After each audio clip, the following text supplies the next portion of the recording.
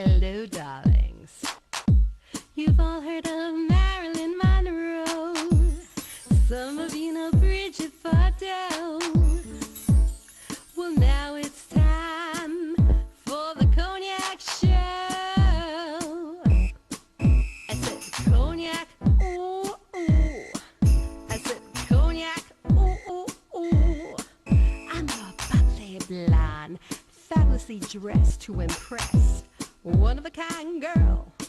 I was brought into this world wrapped up in pearls. I love to mingle, though my husband reminds me I'm not single. I meet and greet both the famous and the elite. I ride in limousines, drinking the finest champagne, wearing furs, dazzling diamond jewelry. A girl can't complain. I live the upscale life, dining in the finest restaurants, eating the best caviar for free. And no matter how much I enjoy myself. Welcome back to Cognac's Corner. I am Cognac Wellerlane, and I'm here with this very famous author, Mr. James Brady, and we're here at Alison's restaurant in East Hampton. Welcome to the show. Welcome to Cognac's Corner, Mr. Brady.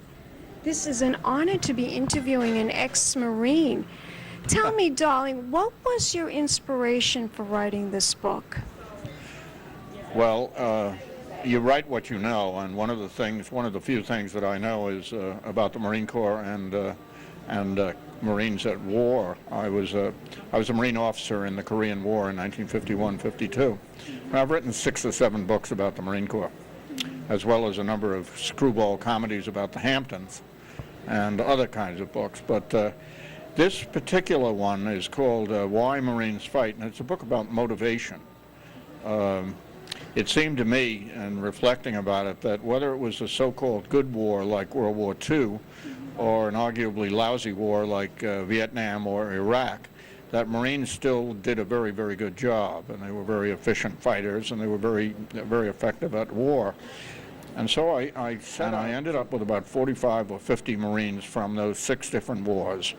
And I just asked them a half dozen very simple questions. Why did you join the Marine Corps? What was your first experience in battle like, your first firefight? How did you manage fear? What was your worst time in battle and one of your best times? And really the question that elicited the most interesting answers was, and what happened to you after the battle? When you came home, what did you later become? And I interviewed a number of famous people like the Police Commissioner of New York, Ray Kelly, Senator John Chafee of Rhode Island, Senator Jim Webb, Jerry Coleman, who was a second baseman for the New York Yankees, and just a lot of guys, just plain guys named Joe. And we talked about battle, we talked about war, and we talked about motivation, and I hung the story together. There were a couple of people from East Hampton in the book, including one called Cyril Fitzsimons, who owns Cyril's Fish House down in Montauk. He was a Marine in the Vietnam War. And that's kind of, the answers that I got, and some of the stories that I heard were quite extraordinary. For example, Cyril was an Irish tourist in Manhattan during the 1960s when the Vietnam War was on, and he got drunk. And he joined the Marine Corps in the recruiting station in Times Square and ended up in Vietnam. How hysterical is that? Well, it was a surprise to him. I said, how did you handle the Marine Corps? Been around for a lot of wars. The Marine Corps is older than the Army or the Navy. How old is it? It began in 1775 in a bar. In a bar? Quite appropriately in Tun Tavern in Philadelphia. And they enlisted the first 20 or 25 Marines there. That was before the Revolutionary War even got started. So we go back a long time. I go back almost that far as an aging Marine. Now, also, I wanted to ask you about the Marines. This fascinating topic, all that you're telling me, is there one in particular story? There are 50 stories, but I'll tell you one. A guy named Jack Rowe was very badly wounded on Memorial Day of 1952 in a fight that I was in at the same time. And he was so badly shot up, he was a lieutenant like me, I was a lieutenant too, and he was so badly shot up that I thought he was going to die when we carted him off the hill. And years later, I had written a book about the Marine Corps. And he called me up from California, and I said, Ro, I thought you were dead. He said, no. He said, I spent a year in the hospital, Philadelphia Naval Hospital, and I fell in love with my nurse, a Navy nurse. We got married. We moved to California. I went back to teaching school. I got a private pilot's license. I've written a couple of books. And this is a guy who lost one eye, half of his fingers, had his pelvis shattered, and his buttocks shredded. And he did all of this stuff, and I said, and what else, and what else, and what else? And he said, oh, and we had 10 children. So here was a guy that we all thought was finished. They were all his? Yeah, with the Navy nurse. And they live out in Fallbrook, California now, and they grow avocados. And they're very happy. Still alive? Absolutely alive, unless he passed away in the last couple of days. How old is this gentleman? He's about 78, 79. Marines live forever, you know, if they don't get killed. They're a tough breed, right? They're a tough breed. Semper Fidelis, always faithful. What would you like to see accomplished by you writing this book? I just like people to read it and understand what Marines are all about and what makes us tick.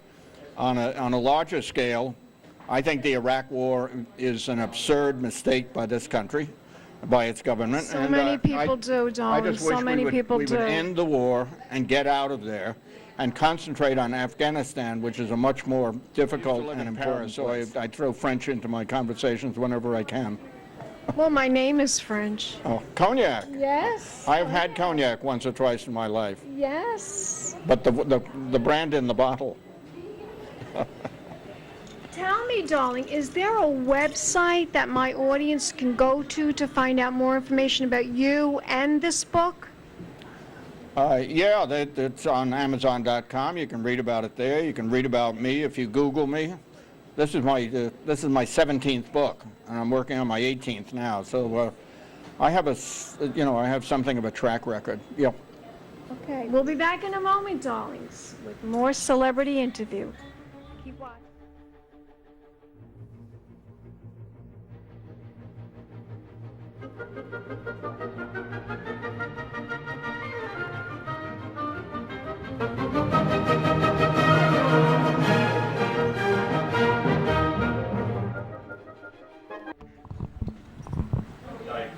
And we're back.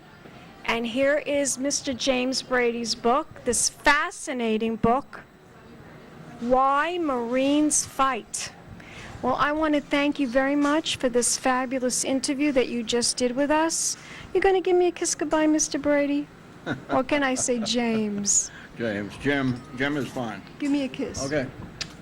We'll be back in a moment, darlings, with more celebrity cognac, interviews. But I never kissed cognac before.